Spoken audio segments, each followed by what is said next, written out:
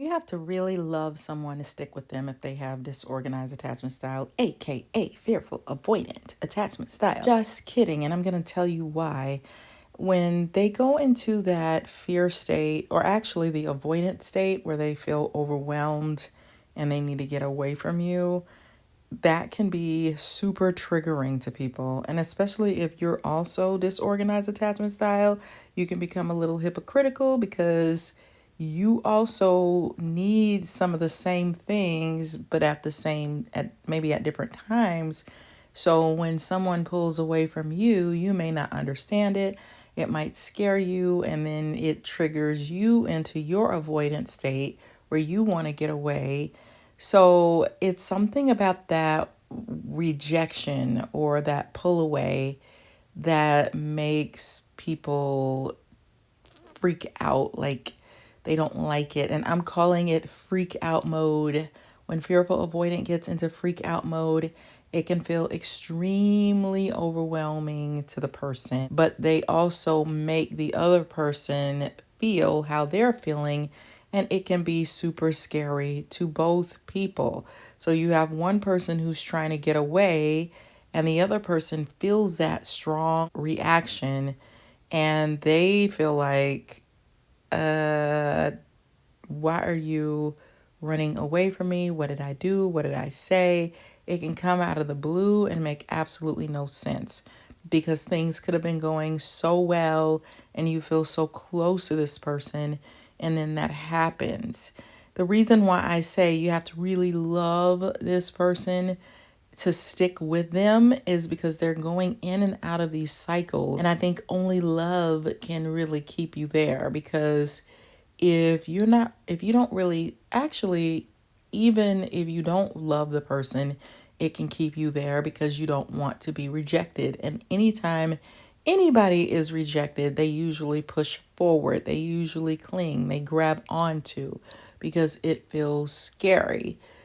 But you may not even be in love with that person. You just don't want to be rejected. So it can be really confusing.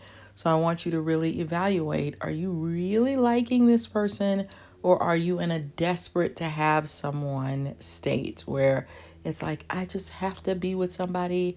I need a boyfriend. I don't care who he is. I just want to shut off my biological instincts for needing someone to quiet my own need to be with somebody down. So, do you love the person, or are you just in it because?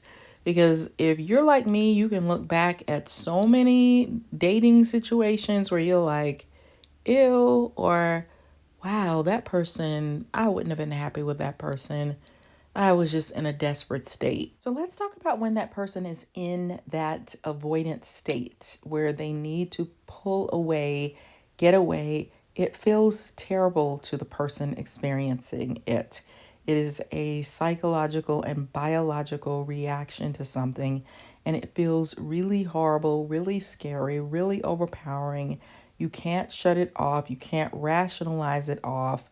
It's just kind of terrifying. That's how it feels.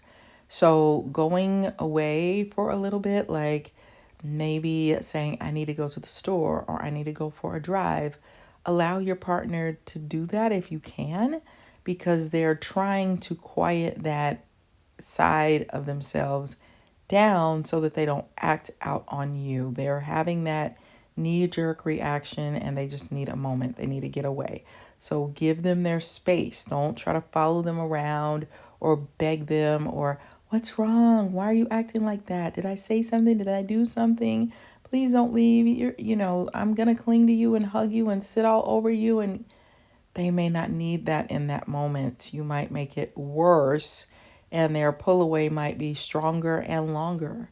So if they're having an overwhelming ants in your pants kind of feeling where they just have to get away, I would also advise that for somebody who has a fearful avoidant attachment style, to take some time to get away, go for a walk, move away, go to a quiet place so that you can calm down.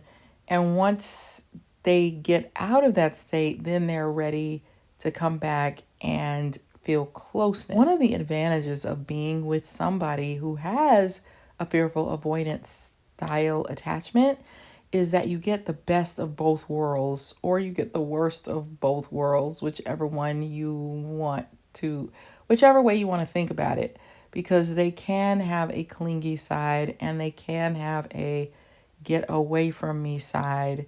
So if you like closeness and you enjoy that, you're at least going to get some of that some of the time, where they're going to want to sit under you and connect with you and be with you and help you and listen to you talk and share in your day. That's going to feel really good to them and to you if you love that.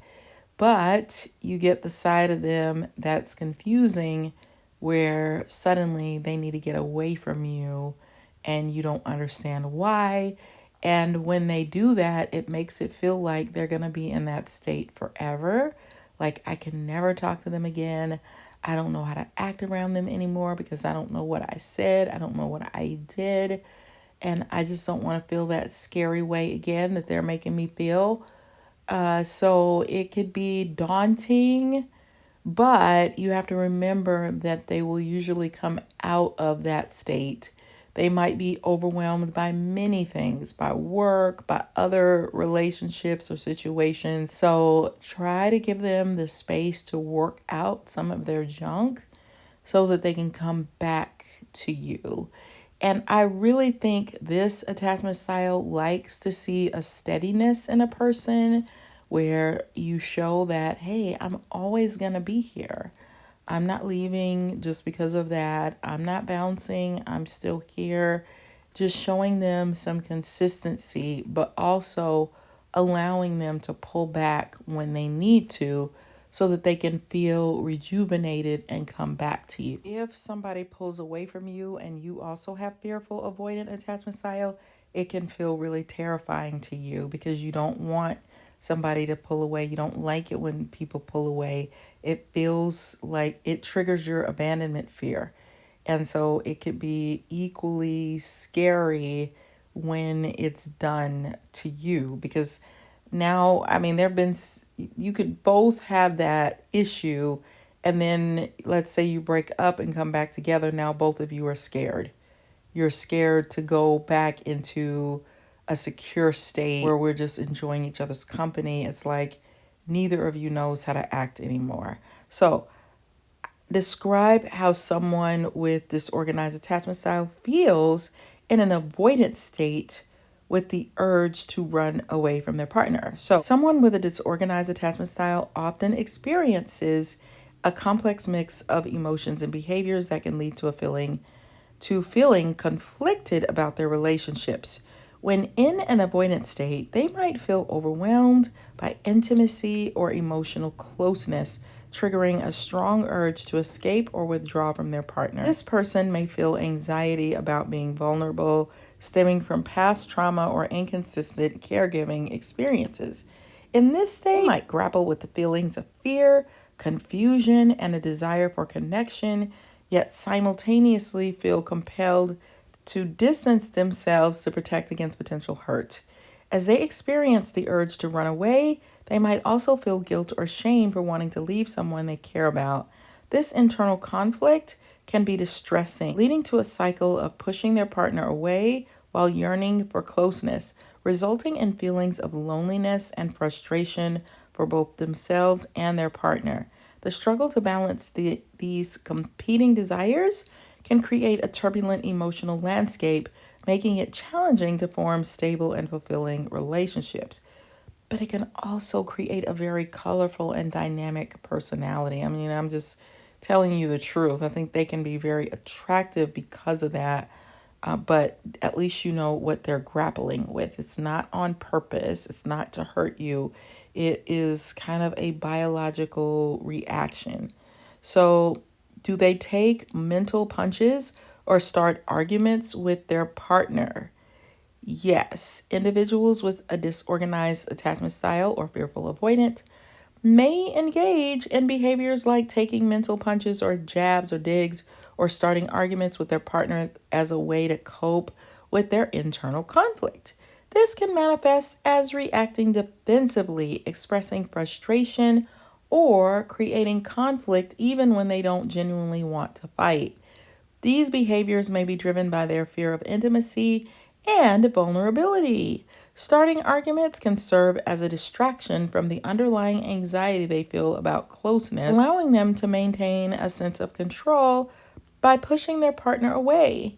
In some cases, they might also be testing their partner's commitment or reactions, reflecting their deep seated fears of abandonment.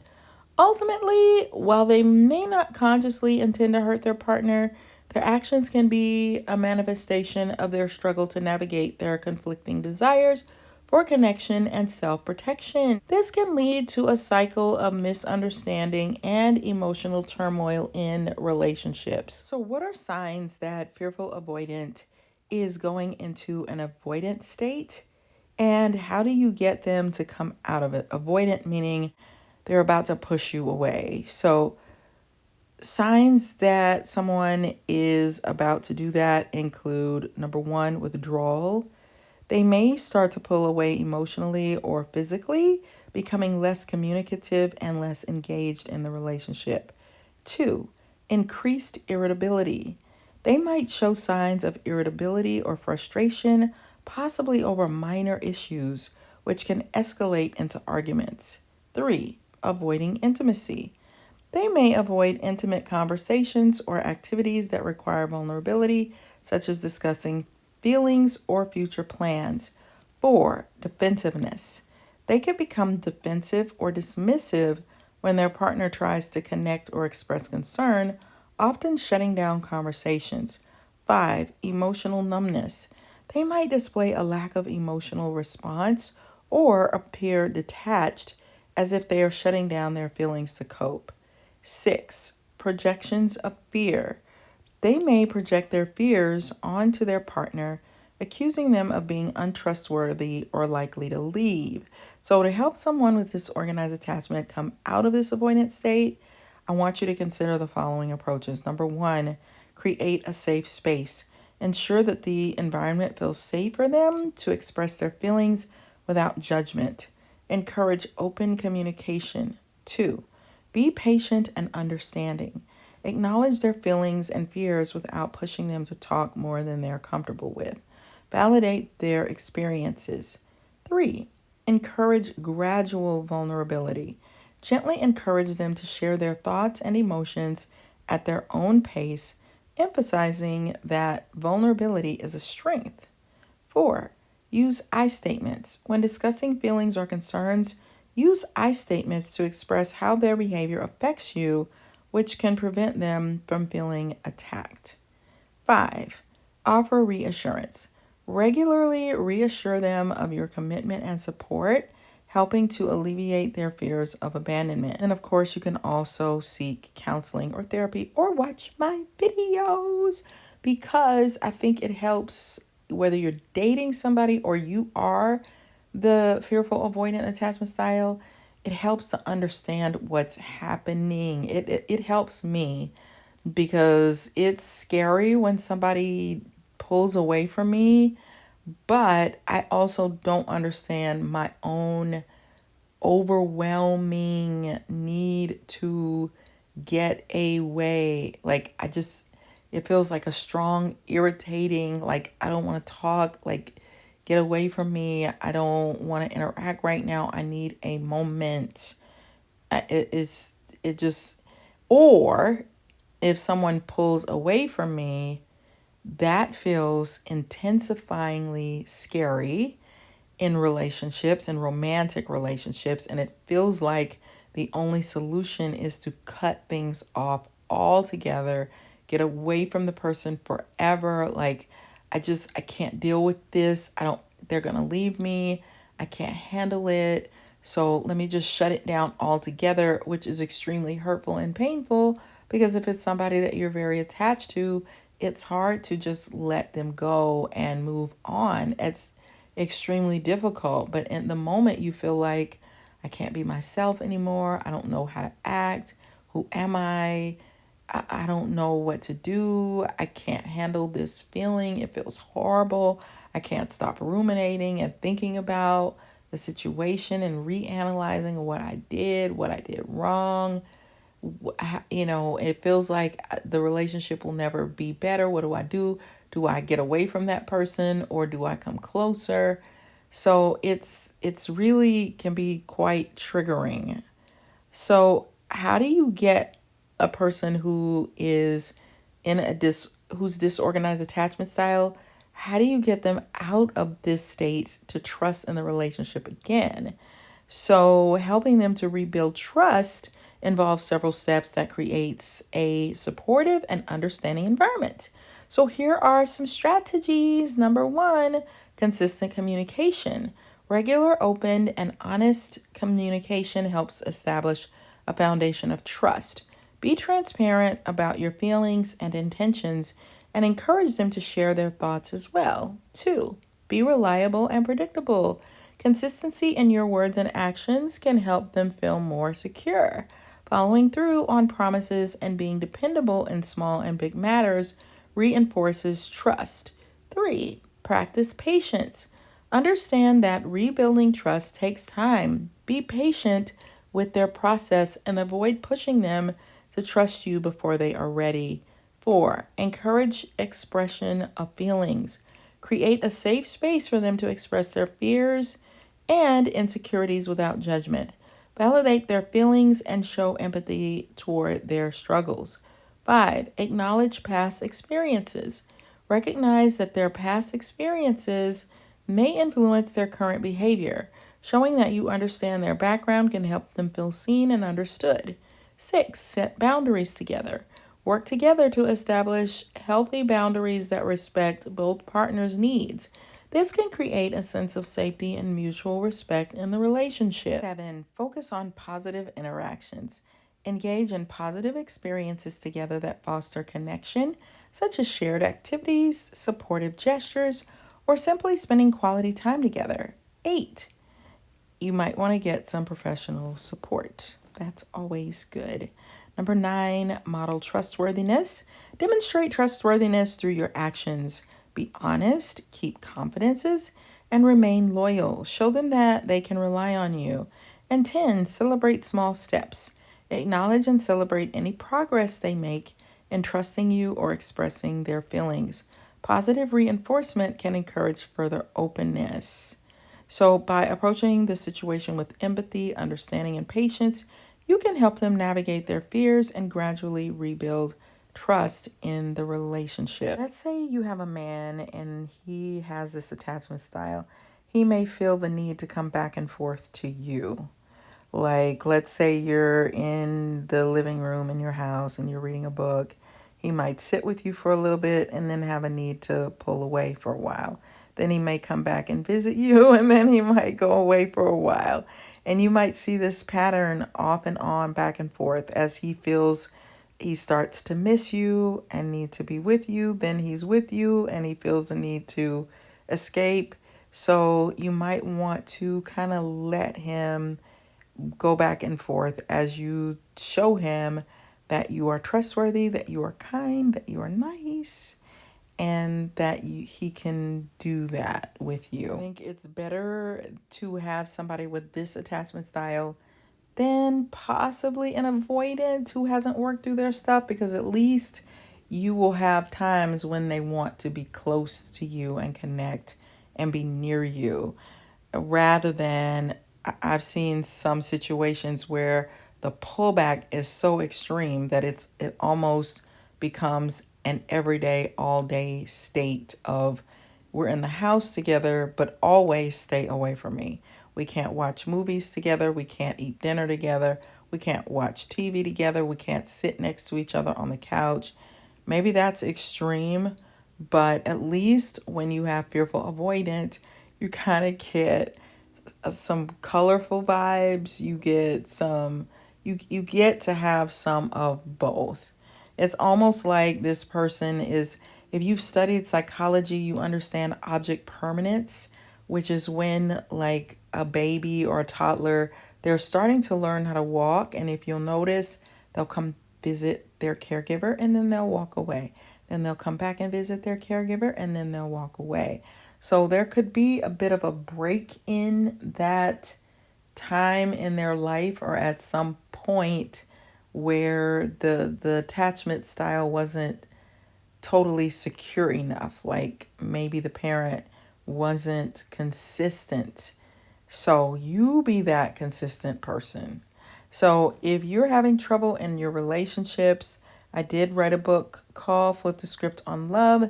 Didn't realize at the time that I was writing it to help myself because I didn't understand my fearful avoidant attachment style. And I was really desperate for figuring out how to help myself and help other people. So you might enjoy that. I also am terrified of narcissists, which is why I wrote the book, The Workplace NaRCISSiST, which is about narcissists who tend to be workaholics, which a lot of high functioning ones will be that. So those kind of people, you don't want to be attached to them. That's not an attachment style. And if you don't know the difference, you could really get into a toxic relationship. So check that book out.